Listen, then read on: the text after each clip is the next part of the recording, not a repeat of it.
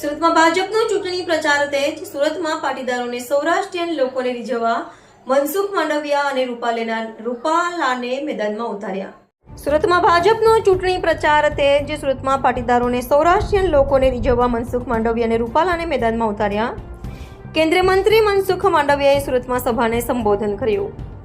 મોટા વરાછા ખાતે કેન્દ્રીય મંત્રી મનસુખ માંડવિયાની સભાનું આયોજન કરવામાં આવ્યું હતું. મનસુખ માંડવિયાએ લોકોને પાટીદાર અને સૌરાષ્ટ્રીયન ભાજપ સાથે છે તેની યાદ અપાવી.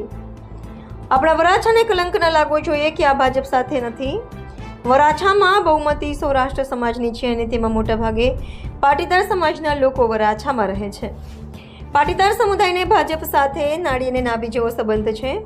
ભાજપ સુરતમાં પનપતું હતું ત્યારે કોંગ્રેસની રેલી નીકળતી ન હતી. આ ભાજપનું બીજ સુરતના વરાછાથી વવાયું હતું. 1995ની પહેલો ચૂંટણીમાં આર્થિક રીતે સમૃદ્ધ લોકો વલજીભાઈ અને શિવરાજભાઈ એક 2 લાખ રૂપિયા ફંડ દેવા તે લોકો સુરતથી ગાડીઓ લઈને નીકળ્યા હતા અને ભાજપનો વિજય થયો હતો.